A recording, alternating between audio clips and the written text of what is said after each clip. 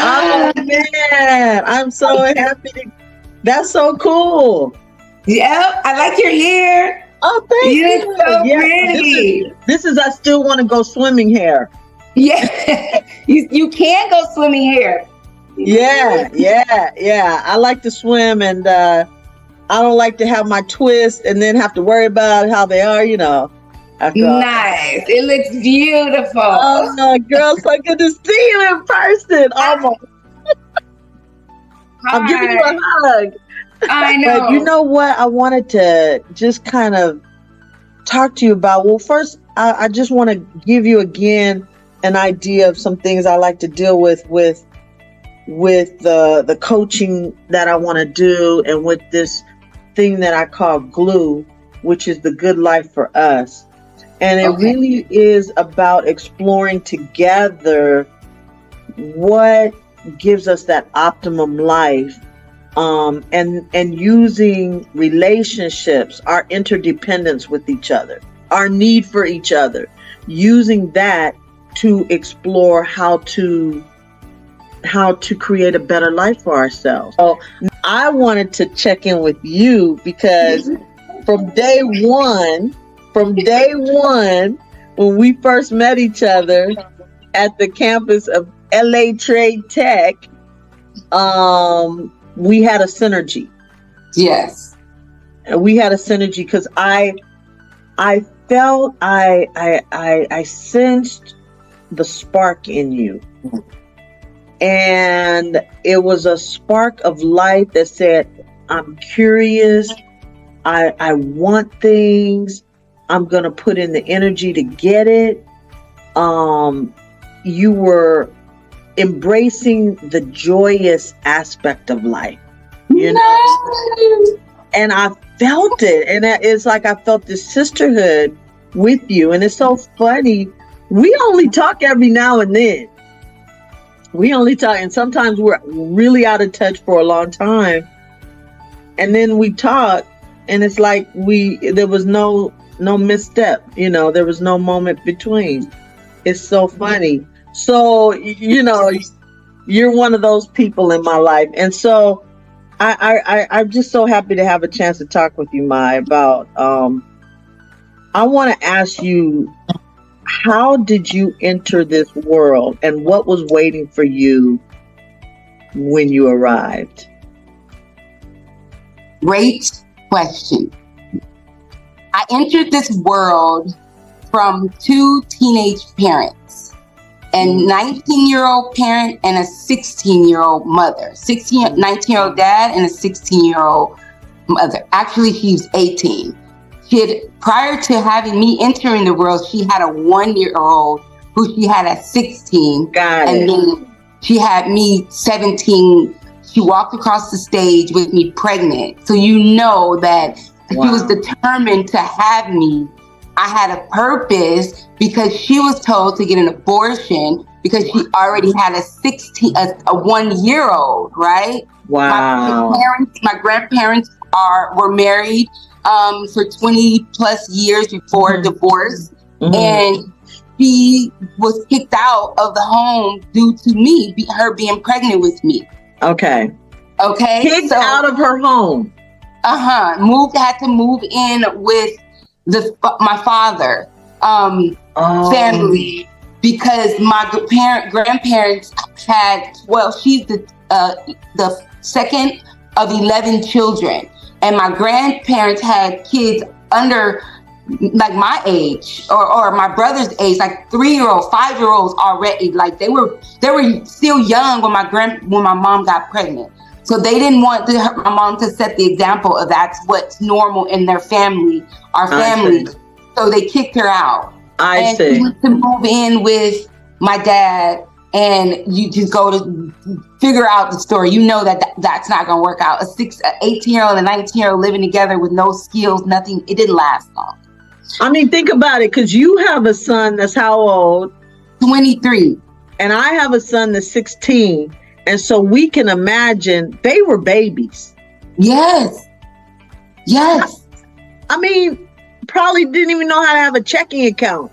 Exactly. Driver's license. Did they even work?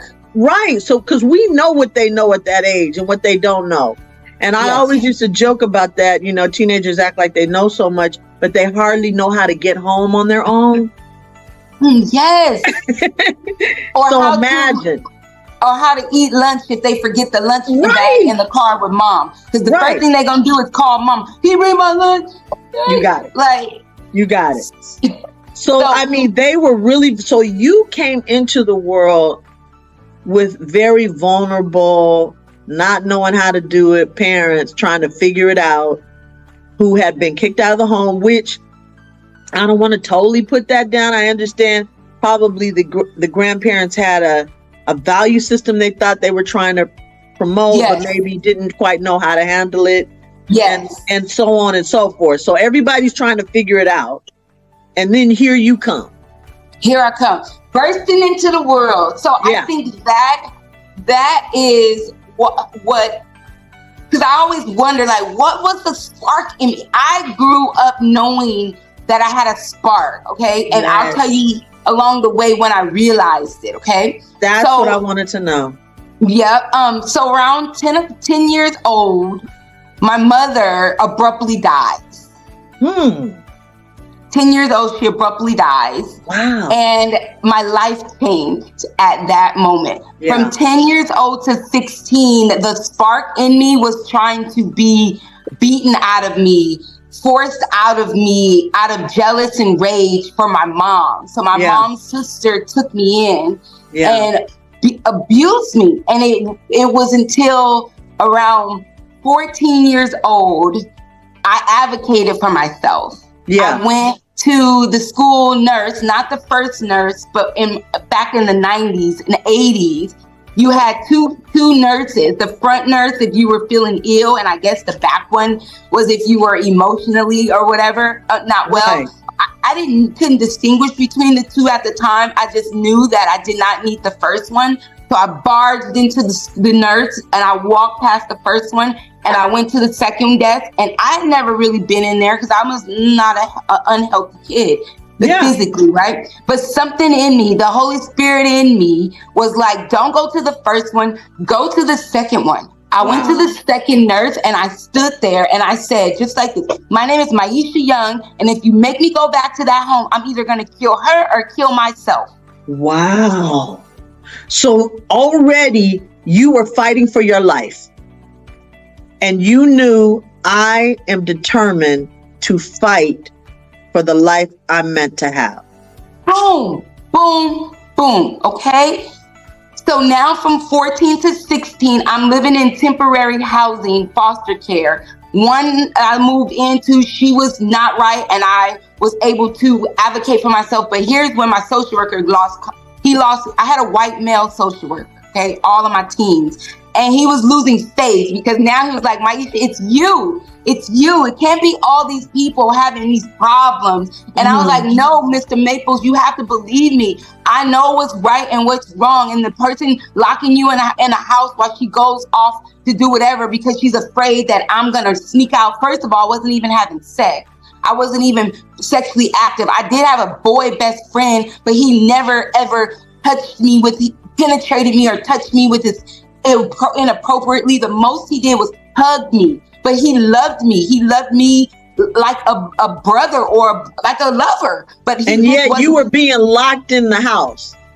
Because she was afraid that I was going to go and sneak out. All of my friends could tell you today I was a good girl. I was a student. That's how I was able to go to college as an emancipated youth, because I had the grades. I'm not a great student, as you can see, but I was determined. So at 16 years old, I got saved.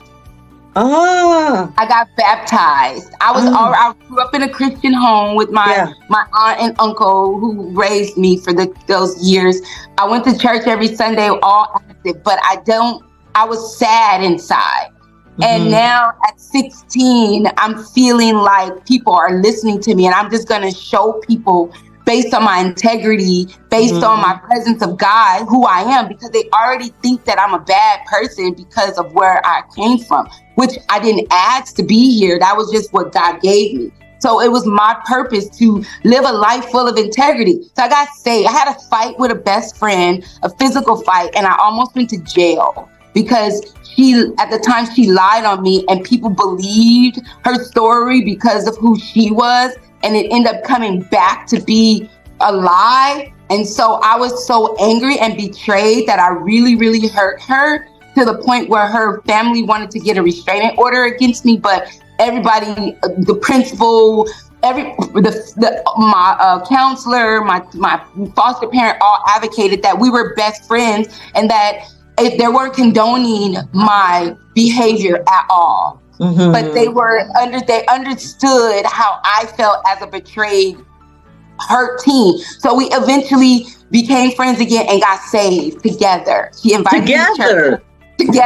Together. Okay. So let me just interject a little something here, which is you're going through this situation. You're entering into the world with parents again who were struggling with all of the overwhelming situation that they had. Then your mom dies when you're 10 years old. Then you're dealing with another family, an aunt who's raising you, but is abusive, and is I kind of classify people in our life, in our village, as either, we have heroes and we have haters. Yes. And hater. So she was a hater. She may have seen the spark and may have been intimidated by it. Who knows? Well, I know. Okay.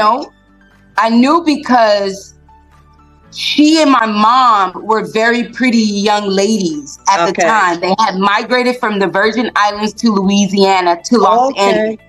I was born in Los Angeles. My grandparents were born in the islands. Then they migrated over to Louisiana and had my mom and aunt, right? My mom was more popular in the community with the boys. She was more of a homegirl. She was friendly. She was also pretty, but my aunt who raised me was more stuck up, conceited. Nobody really liked her. My mom had the bubbly personality. I am an exact replica of my mom. Got it. So the envy that she felt towards your mom, she translated it right over to you. And you had to suffer for all that she carried in her heart. And so here she is raising her sister's daughter, who she already had resented her sister. Now she's putting all that resentment on you. And so here you are living with one of your haters. And so that had to have a huge impact on your life. But what I was going to say is there was another entity. There was God, who was following you all along, seeing you all along, and then enters into your awareness at 16 to save you. And you answered the call. And so now you're looking at life from a loved perspective, right? You know you're loved because you talked about purpose.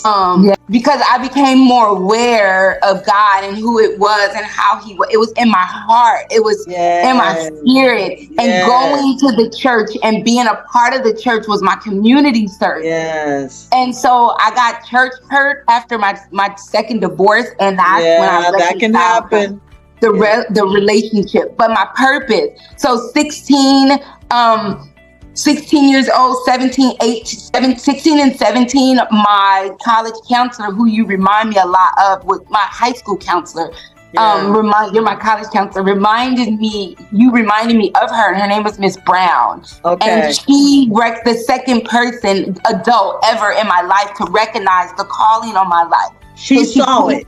Yes. And okay. Before you go into that, I just want to say, it is so key, the people who can see us. Yes. Who can really see us. I mean, it's like when you feel it, when you know, like they recognize you, they even see things in you that maybe you're having a hard time seeing. Yes. And then they start trying to navigate that and encourage you. Those are your heroes. Yes. Those are the ones who value you. And then you start to get energized from that. It's like, what? They see that in me?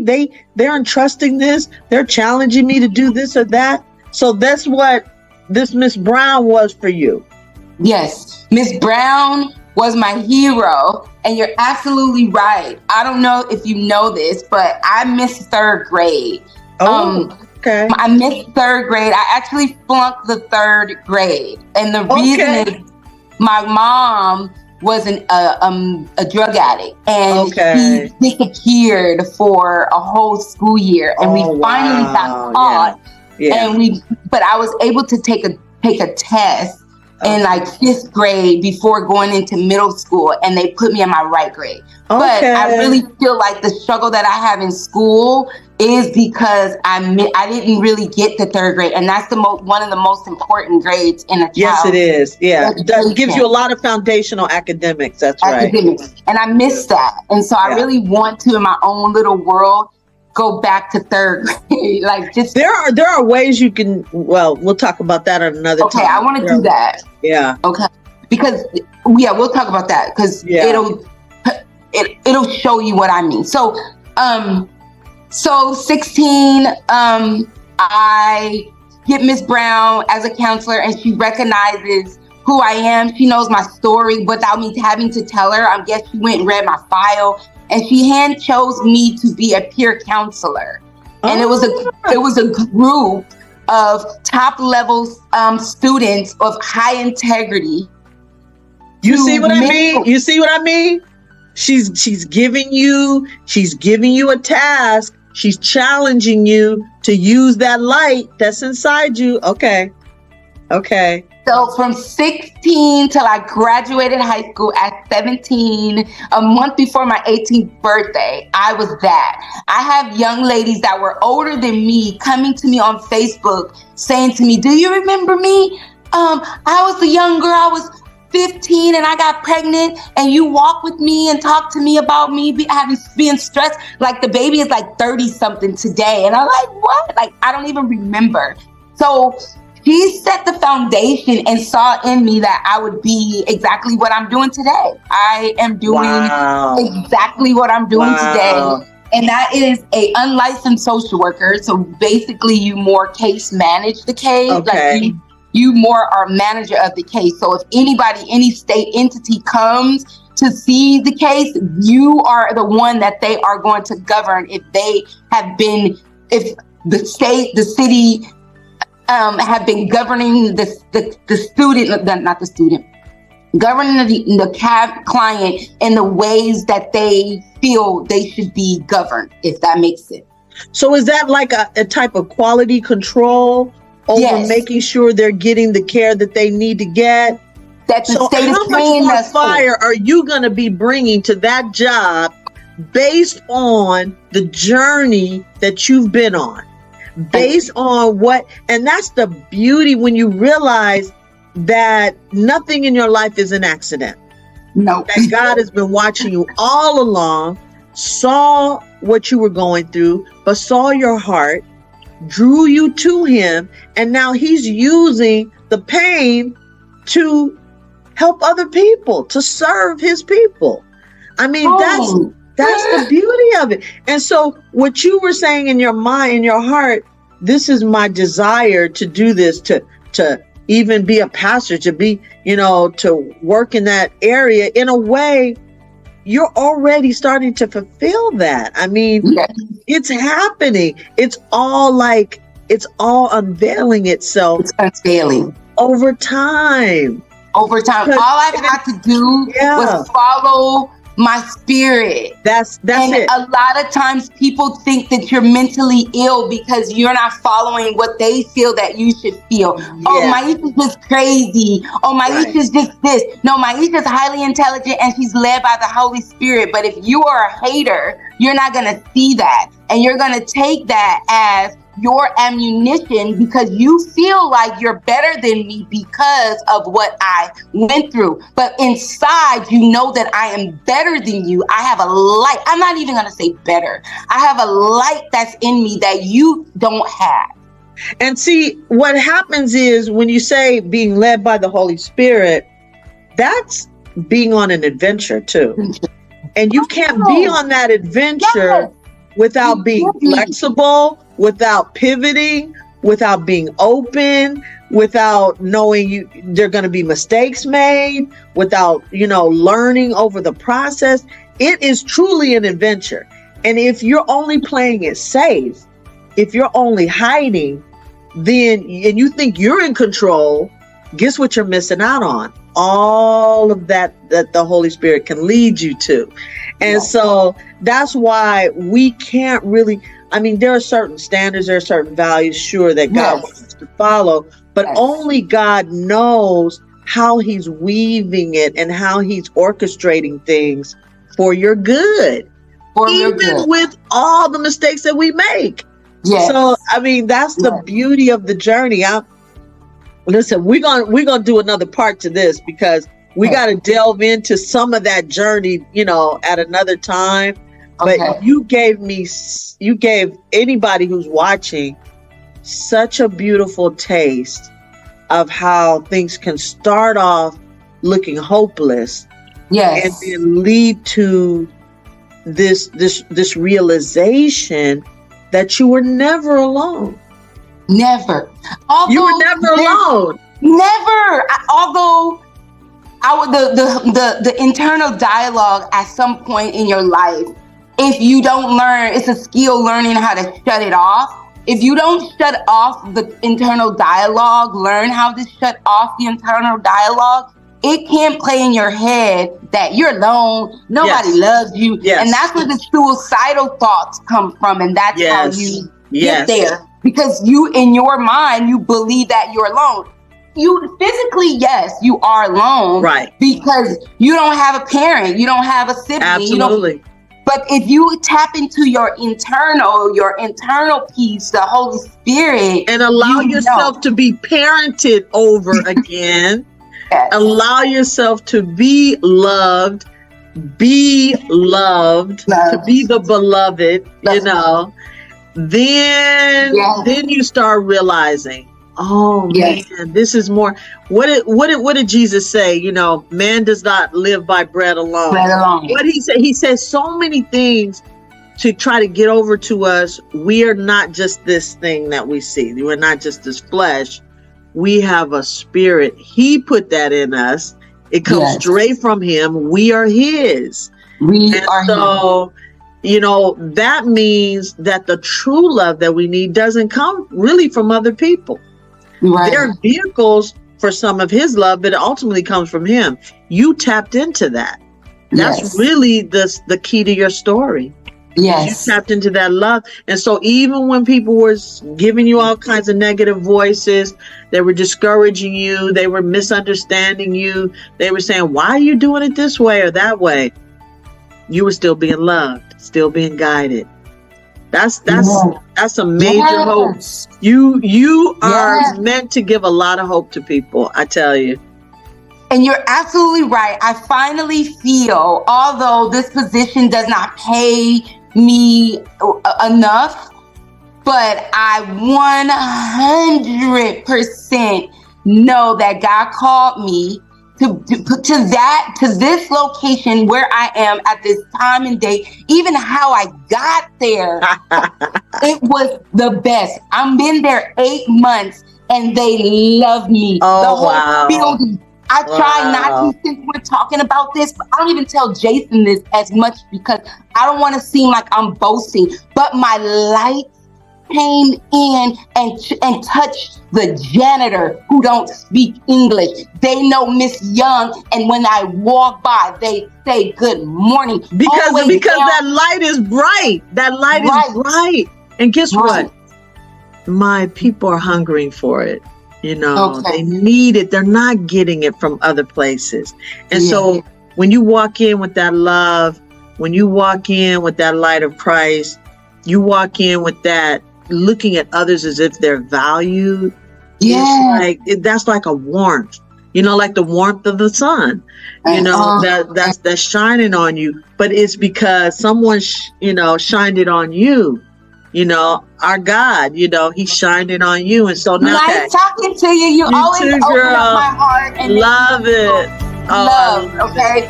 Love you so much. All right. See you. Hey guys, leave me a comment on the video that you're watching. I want to know what you think. And also, go to the link in the description box below so I can keep you up to date with glue and how to live that good life. Take care.